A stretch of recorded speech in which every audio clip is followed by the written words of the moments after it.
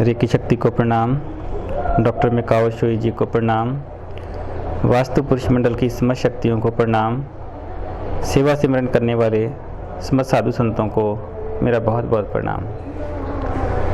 एक अभी रिसेंटली किसी चाहने वाले ने पूछा, क्या सर हम मल्टीपल गुरु बना सकते हैं?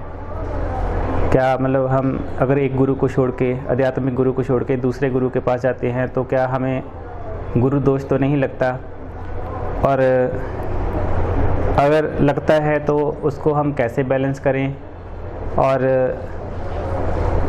थोड़ा सा मार्क पूछा है उन्होंने। तो ये क्वेश्चन सिर्फ उनका नहीं, आई थिंक बहुत सारे लोगों का होगा।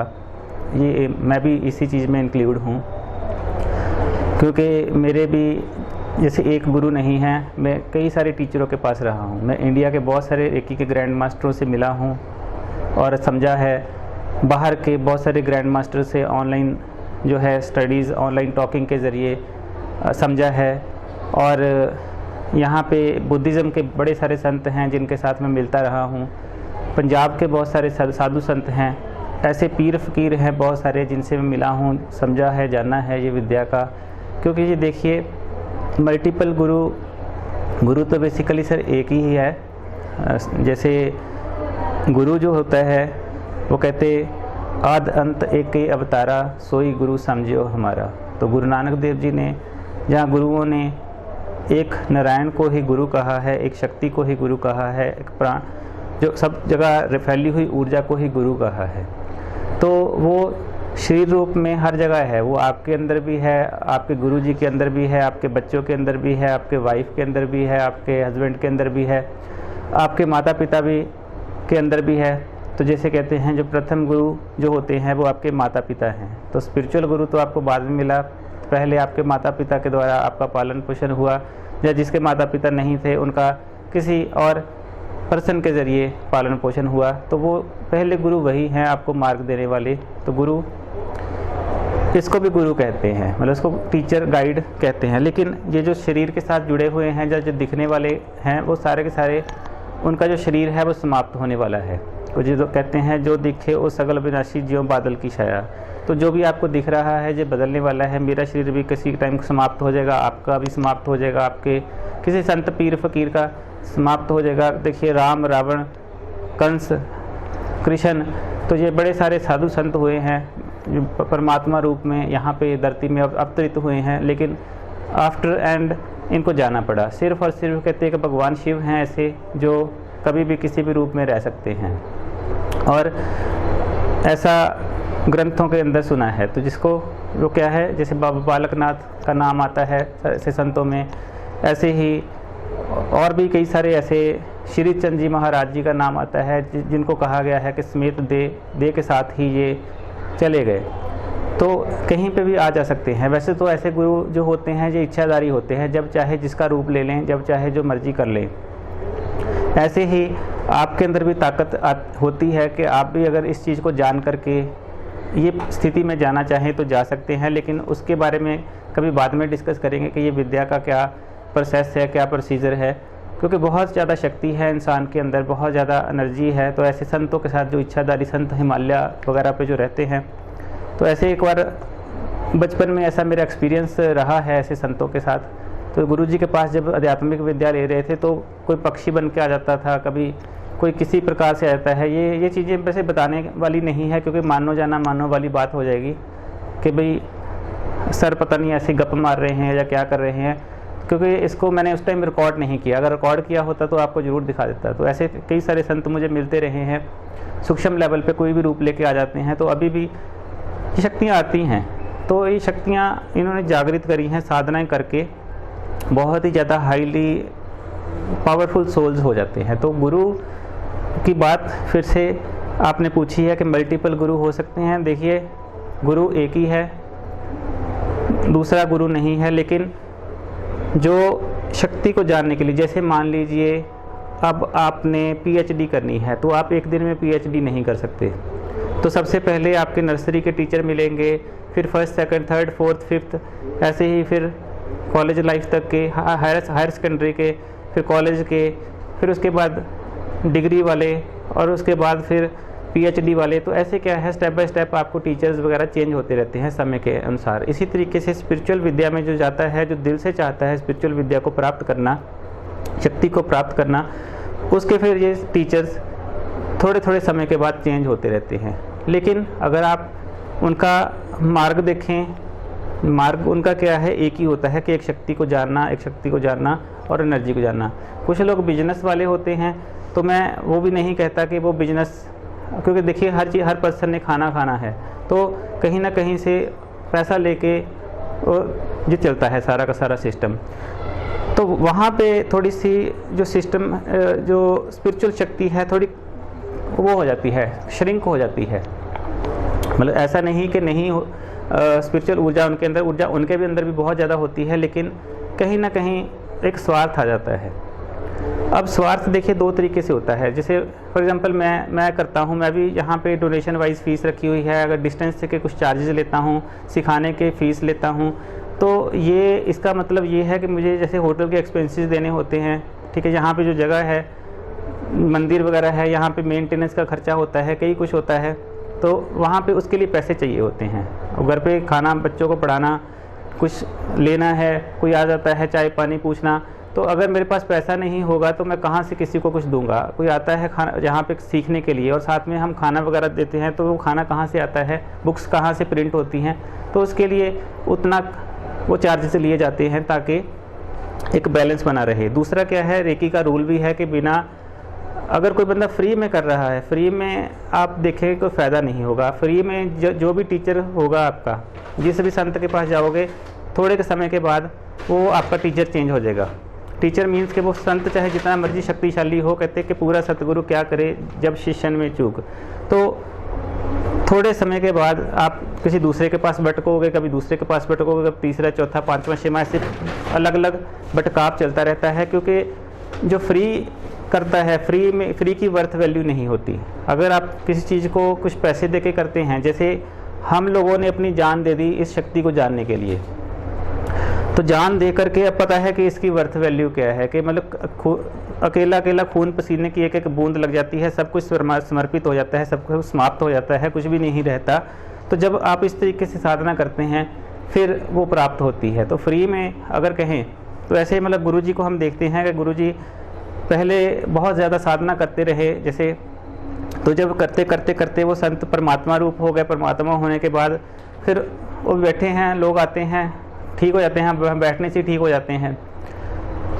तो ऐसा सिस्टम, क्योंकि अब उनको ज़रूरत नहीं है, क्योंकि वो पूरा ब्रह्म रूप में कन्वर्ट हो चुके हैं, अनंत रूप में कन्वर्ट हो चुके हैं। इसी तरीके से आपके अंदर शक्ति है, अगर आप साधना करते हैं तो ही, मतलब सुन कर के नहीं।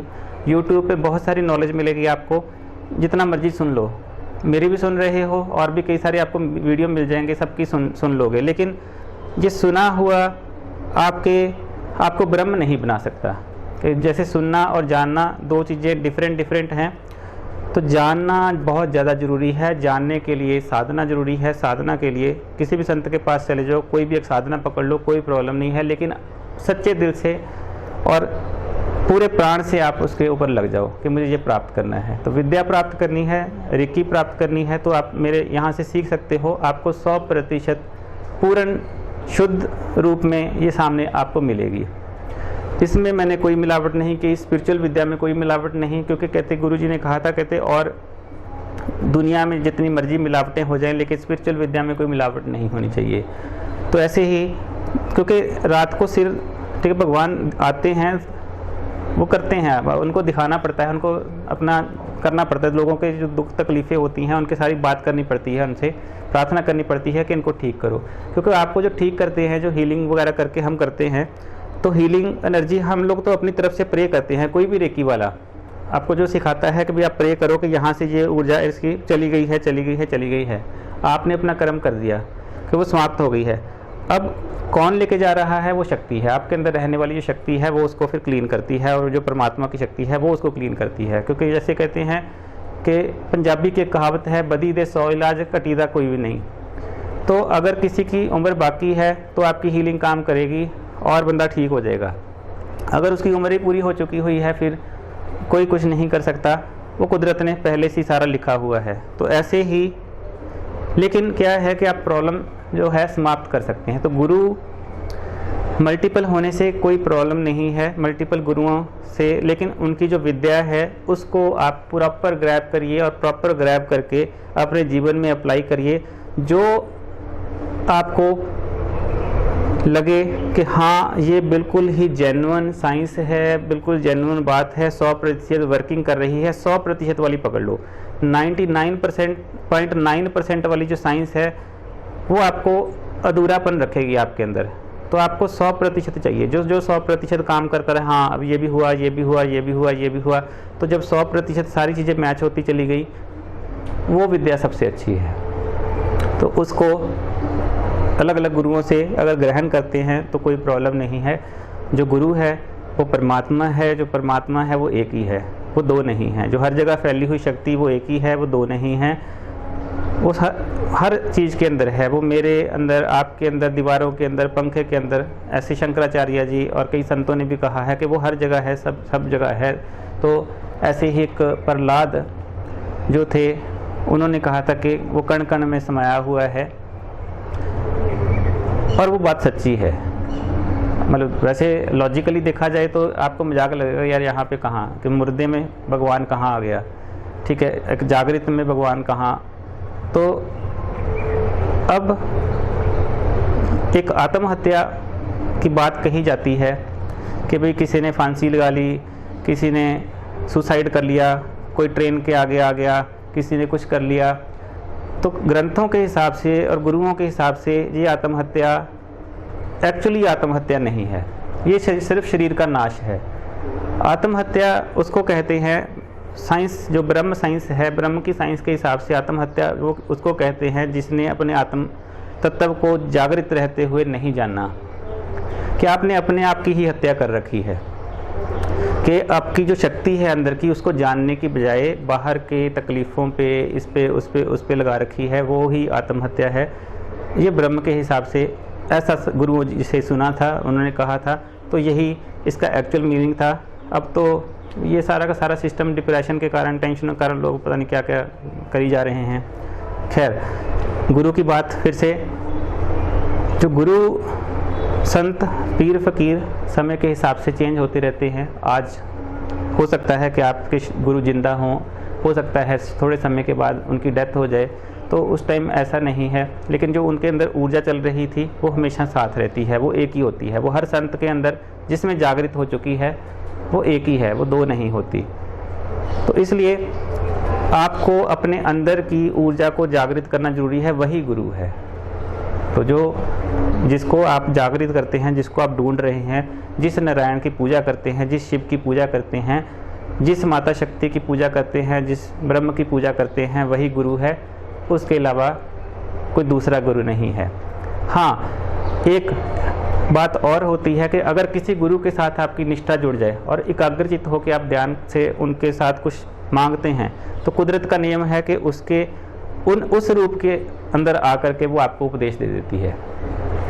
बेसिकली आपका जो ध्यान है, आपका विश्वास है, वो आपके गुरु के ऊपर आपका पूर्ण है, अटूट है हर तरीके से। ऐसा नहीं है कि गुरु के ऊपर पूर्ण विश्वास होने के बाद आपको कोई भी तकलीफ़ नहीं आएगी।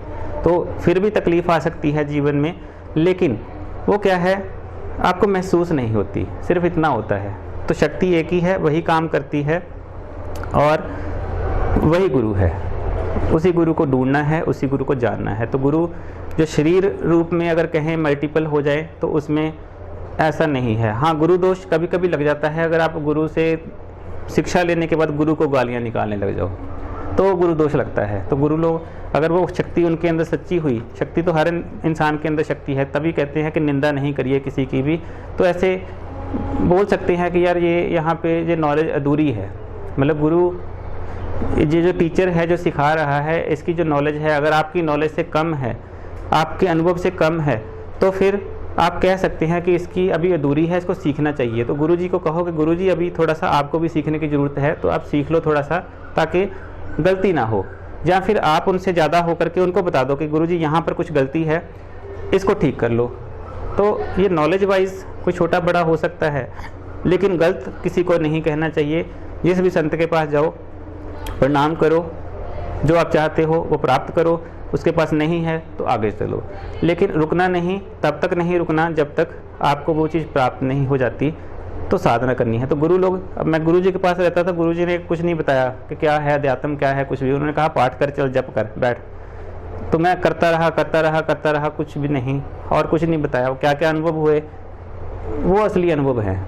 तो जब आपके साथ प्रैक्टिकल अनुभव होते हैं साधना करके खुद के, जब खुद से वो प्रैक्टिसेस होती हैं, फिर आपको क्लियर होता है कि अरे ये थी बात। तो आप फिर आपको खुशी मिलती है कि भाई जिस चीज़ को ढूंढ रहा था यही है, यही बैठी हुई है। तो बातें करनी बड़ी आसान है, लेकिन प्रैक्टिकली उस रूप को जान लेना ये बहुत ज़्यादा मेहनत के साथ प्राप्त होता है। अपना मन बुद्धि सब कुछ त्याग करके, शरीर का अहंकार लोभ मोह सब त्याग करके, फिर वो शक्ति की जो प्रोसेस है वो शुरू होता है। अब शुरू होने के बाद फिर उसको मेंटेन करना, फिर से अहंकार आ जाता है कि यार ये ऐसा, ये वैसा, ये ठीक है, मैंने इतना जप कर लिया, इसने कुछ भी नहीं किया, ठीक है, ये कुछ नहीं करता, ऐसे ही बैठा रहता है, तो ये अहंकार हो गया।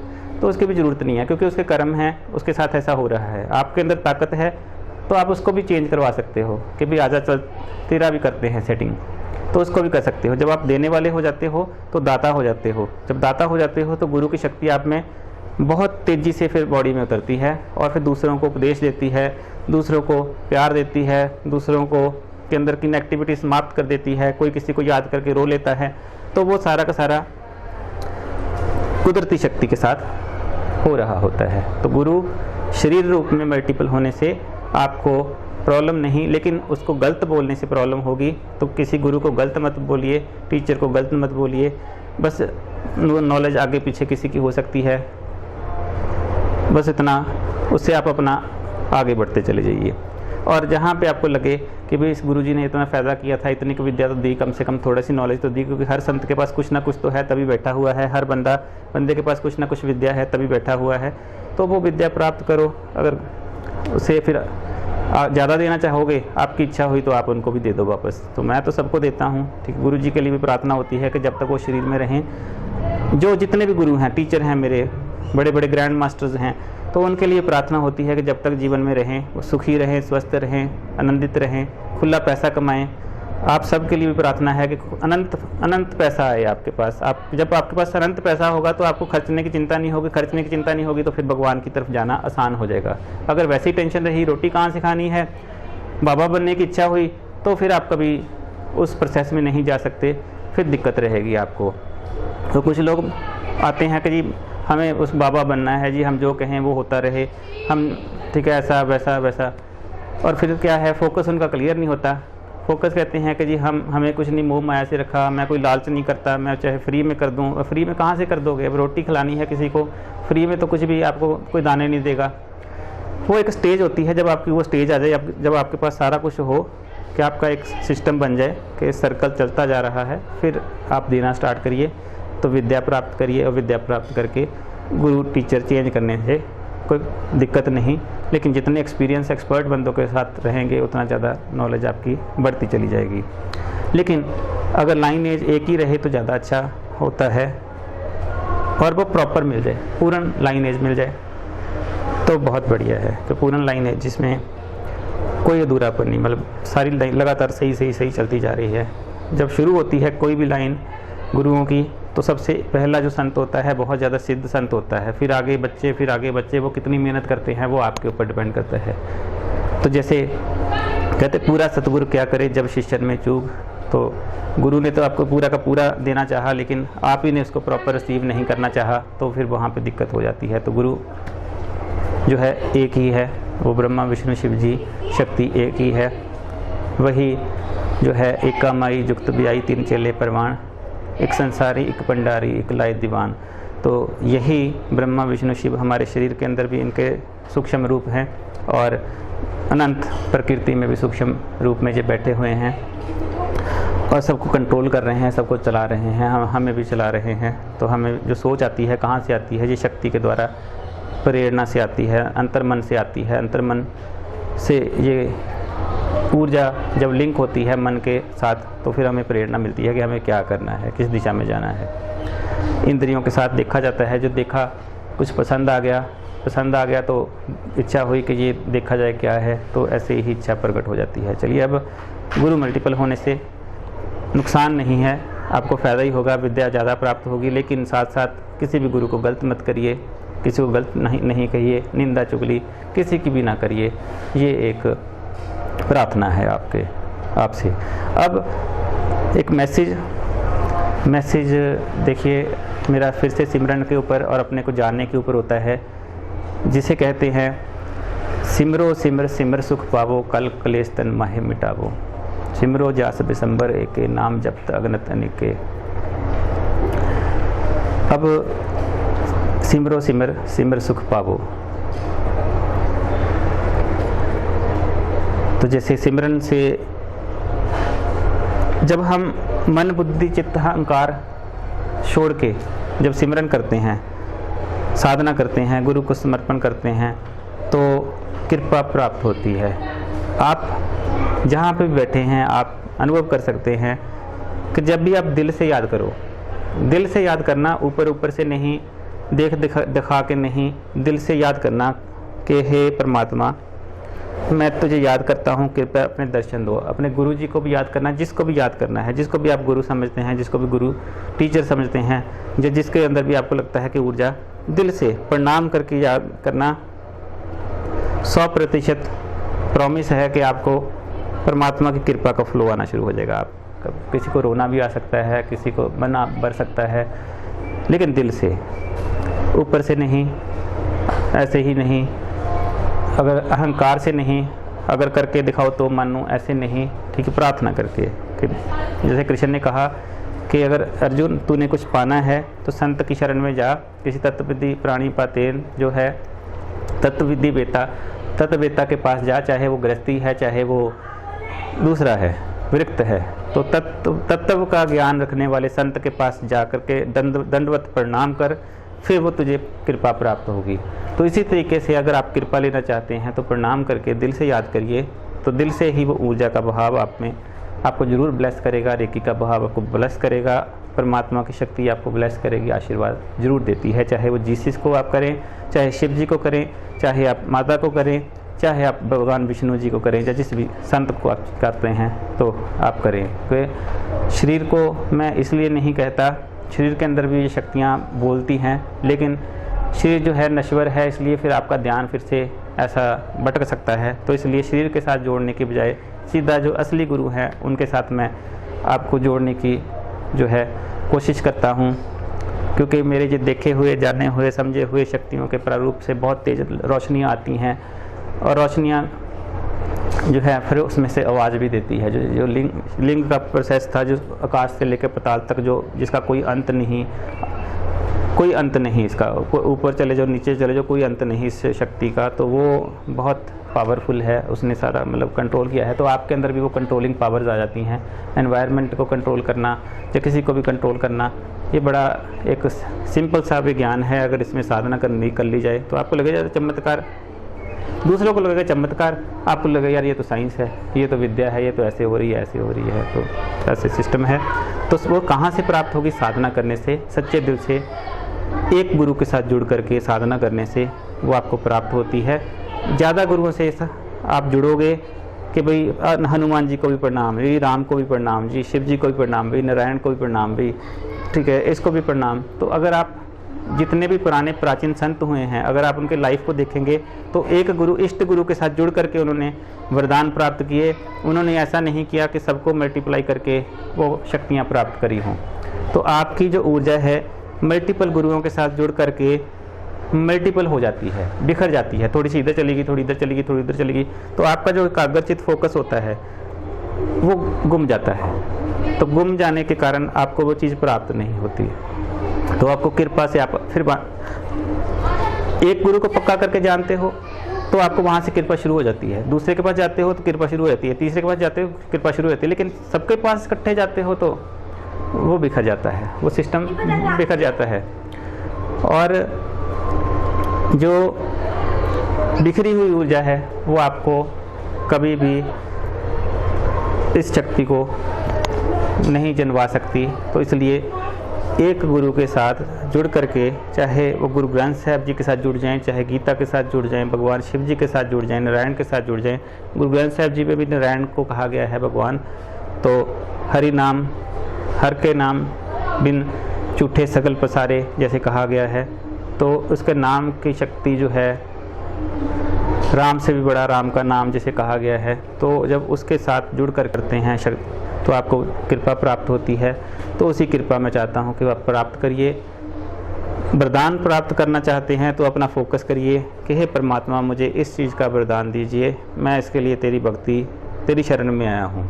जैसे कहते हैं कि तेरी शरण तेरे दरबार राखो राखो कृपा तार, मतलब तेरी शरण तेरे दरबार राखो कृपा तार जो है अब मेरी आप ही रखो, आपकी शरण में आ गया हूँ। मतलब गुरु जी के चरणों में मतलब प्रणाम करके दंडवत प्रणाम करके आपकी शरण में आ गया हूँ। परमात्मा अब कृपा करो कृपा करो कृपा करो, मेरे सारे जो है दुख तकलीफ़ें कष्ट समाप्त करो, बुद्धि दो, जो मेरे लिए अच्छा है वो आप करो, जो मेरे लिए अच्छा नहीं है वो मेरे मन से मेरी बुद्धि से बाहर करो। और फिर ऐसे आगे करते चलो। मुझे ये विद्या प्राप्त करनी है तो विद्या प्राप्त करने के लिए प्रार्थना करो, वो गुरु आपको आशीर्वाद देगा, वैसे टीचर से मिला देगा और आप आगे बढ़ते चले जाओगे। तो शक्ति को जानने के लिए शक्ति का सबसे ऊपर का रूप है शरीर से, जब चाहे बाहर जब चाहे अंदर। तो ये शक्ति जब तक नहीं जानी तो बहुत साधना की ज़रूरत है। लगे रहो और करते रहो। फिर रेकी करो, जीवन को जीना है, संत ने भी जीना है, आपने भी जीना है। संत जो है वो जान गया, वो अपने शरीर को फिर ज़्यादा मेहनत पे नहीं लगाता। जिसने संत लोग तो मांग के भी खा लेंगे, कोई फ़र्क नहीं पड़ता, लेकिन आप मांग के नहीं खा सकते, हम लोग मांग के नहीं खा सकते। वो फिर क्योंकि लोगों ने फिर से कहना कि ये तो खुद भिखारी है, हमें क्या देगा ये। फिर सोच आप ही की है। हो सकता है बहुत बड़ा संत हो वो, जिसके पास जाते हो चाहे वो भिखारी रूप में रह रहा हो, उसकी इच्छा, वो संत की इच्छा, उसने जैसे जीना है। तो इसलिए जीना तो पड़ेगा ही। जीवन निर्वाह के लिए खाना ज़रूरी है, सब कुछ ज़रूरी है, पैसा ज़रूरी है, कपड़ा ज़रूरी है। तो ये सारा चाहे इस तरीके से जी लो, चाहे बहुत ज़्यादा अमीर होकर जी लो, वो आपके ऊपर निर्भर करता है। तो लेकिन मैं कहूँगा कि आपके पास सब कुछ होना चाहिए। बहुत अमीर होकर बहुत ज़्यादा पैसा होना चाहिए, बहुत कुछ होना चाहिए, बहुत शक्ति होनी चाहिए, सब कुछ होना चाहिए, ताकि जब ज़रूरत हो आप उस प्रोसेस से गुजर सको, जो आप चाहते हैं जीवन में प्राप्त कर सको। फिर जब आपके पास सब कुछ होगा तो परमात्मा साथ में ही है, वो कभी कहीं गया ही नहीं था। फिर आपको याद आ जाएगी, अरे ये तो यहीं था, कि वह सब कुछ है आपके पास। मान लो आपको सब कुछ दे दिया जाए तो फिर आपकी कोई इच्छा ही बाकी नहीं है, तो किसको ढूंढोगे फिर? जो सब कुछ ही मिल गया, जो आप पैसा भी मिल गया, जब ज़रूरत है कई करोड़ खर्चने की खर्च दो, ठीक है। जब आपको सेहत मिल गई, कोई ज़रूरत ही नहीं है, कोई योगा की ज़रूरत नहीं पड़ेगी आपको, फिर सेहत ही ठीक है, कभी प्रॉब्लम ही नहीं आ रही। ऐसे ही आपके पास आप जो बोल रहे हो वो हो ही जा रहा है। सब कुछ मिल गया, सब कुछ मिल गया मतलब सब कुछ मिल गया। तो सब कुछ मिल गया तो उसके लिए सब कुछ आपके पास होना चाहिए। फिर उसके बाद आपकी इच्छा, इसको छोड़ देना है, यूज़ करने के लिए रखना है, क्या करना है वो आपकी इच्छा, वो आपके ऊपर करता है। तो अभी साधना करिए, सिमरन करिए। शक्ति को जानने के लिए आप साधना करते रहिए। अभी के लिए इतना ही। बहुत सारी ब्लेसिंग, बहुत सारा आशीर्वाद। प्रणाम प्रणाम प्रणाम।